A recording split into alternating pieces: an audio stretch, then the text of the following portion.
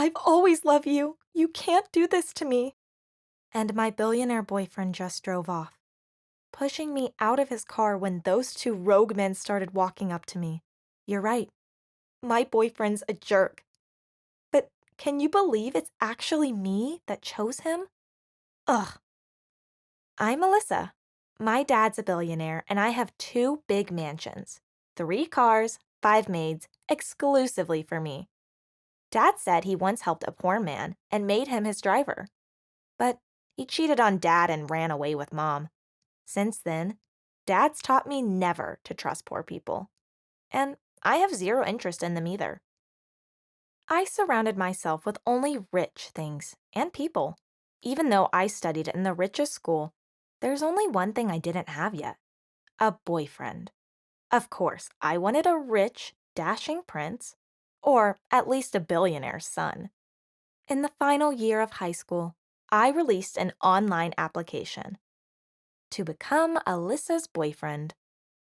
And I wasn't surprised at all. Seeing such a big crowd turn up in the cafeteria the next day, I held an interview to choose one as my boyfriend. Dear rich boys, I'm happy you've applied to be my boyfriend. Now please form a line. Hey, do you check price tags while shopping? Yes, sometimes. Ew, you can't be rich. Go away. Claudia, send the next boy, please. Claudia was my childhood friend, and her dad was my dad's business partner. We'd always hang out together. Now how many cars do you own? Not too many, just 36 for now. Aiming for 50 though. Ooh, impressed. He was Steven. We started spending time together since that day. He got me roses every day, took me to expensive shopping malls, and complimented my beauty 24/7. Man, one could never get a genuine boyfriend like him. Then there was this new boy in class, Eric. He was a nerd, and Steven and our gang would always bully him. One day, Steven pulled the chair away when Eric was about to sit. I laughed the loudest, but Eric never reacted to any of our pranks. He was a weirdo, and so our biggest entertainment. That evening on my way home, I saw Steven holding hands and giggling with some other girl. I lost my temper. The next morning, as he entered the school, I yelled at him in front of everyone. Steven, I saw you with that girl yesterday. You're such a big jerk, ain't you? Cheating on me for so long. What? Are you mad? She is my cousin. Oh, really? I never held hands that close with my cousin. Stop fooling me. I walked away angrily.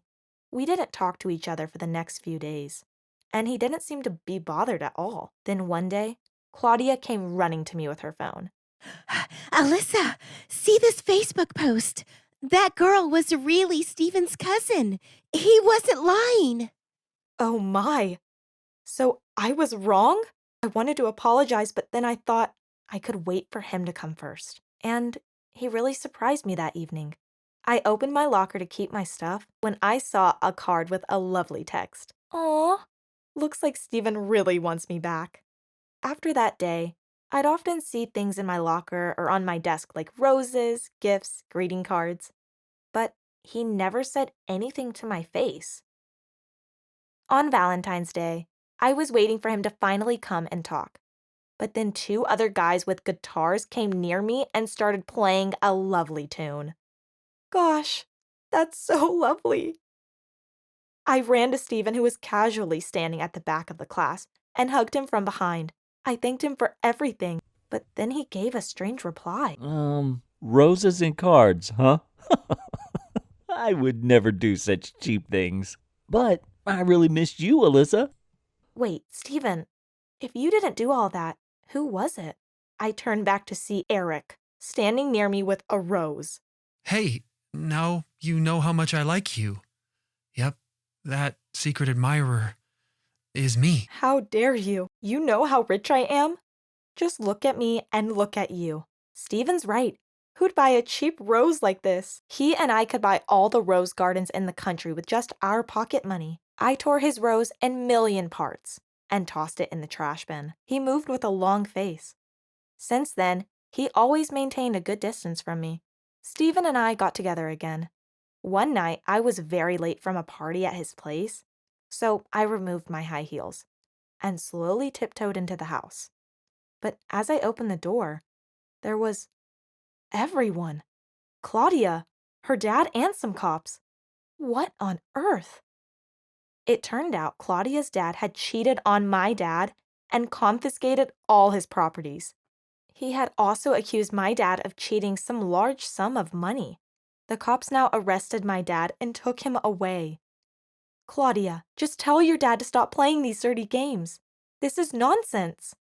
Now you're talking nonsense. Look, this house is ours. If you want to stay here, be my maid or leave my house right now.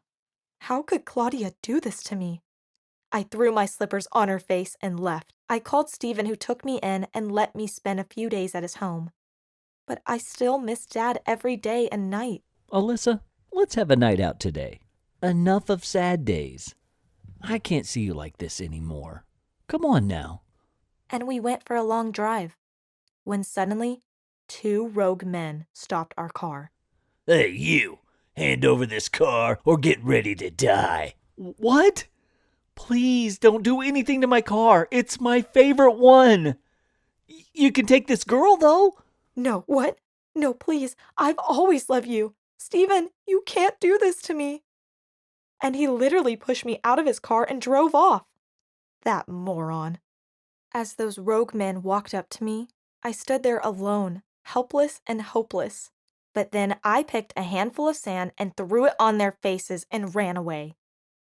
I spent a few days on the street with the money I had, then started doing a part-time job in the cafe. It was tough, really tough. I met Dad often to cry about my story. He'd ask me to go to his friends' or relatives' places, but I found it in myself to do anything to stand on my feet. One day, some of my schoolmates recognized me at the cafe, and I was embarrassed like never before. Gosh, this is all too unbearable for me. The next day, I drew some black dots on my face and felt instantly carefree. When I was walking through the street that evening, I felt someone was following me. I looked and I was shocked when a strange man pounced on me to snatch my wallet. Hey, that's all I have, you stupid thief! Touch a penny out of it, you're dead meat. I struggled hard but was failing. Just then, someone kicked him so hard that he went flying into the trash bin. I turned to see Eric standing there. He didn't recognize me, though, thanks to my black dots. Hey, girl. Are you okay? Yes, I'm fine. I'm completely fine. I'm Sarah, by the way. I told him I was homeless, and it turned out he was too, and did a part-time job. We talked a lot, and then he seemed like a nice guy. He'd bring me food every day, and we'd eat together. I really enjoyed his company. Weeks passed, and we got closer. It's an absolute shock to me, but I was really falling for him. One day, he came to pick me up and took me to the place he lived. It was a small tent, bigger than mine, and as I entered inside, there were roses and candles everywhere. Wow! I got excited because I loved him too, but then I remembered how once I insulted him for the same rose. Eric, I don't deserve you. You know nothing about me. Sarah, I know everything. Eric, no. You don't get it. Come on. I've loved you with all my heart. I know you're Elisa. Wait, what? He knew me all along? He then said he knew what happened to my dad, and was secretly stalking me since then. That's how he was there to save me from that thief that day. I was in tears. How come I refused to see such a diamond in him all those days? I immediately accepted his proposal and became his girlfriend now. Eric was the best boyfriend one could ever get. He loved me, cared for me, and showed me what real life actually is. Soon, school vacation was over, and as I entered the school, the first worst thing I saw was Steven and Claudia making out.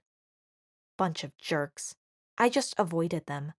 A week later, it was a prom night. Eric and I were to dance together. As I got up from my chair, Suddenly, I got stuck and fell down.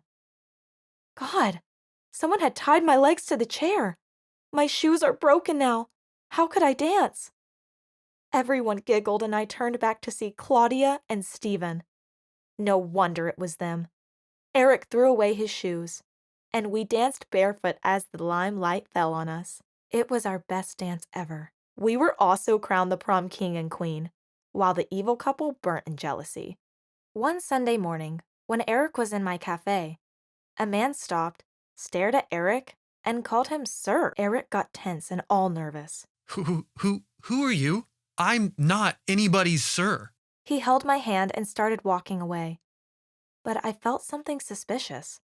I ran to that man, and it turned out that Eric was his boss's son, who was a billionaire. Yes, I'm a billionaire's son, Elisa. My dad treats the poor like trash while I ask him to do some charity. We never sink.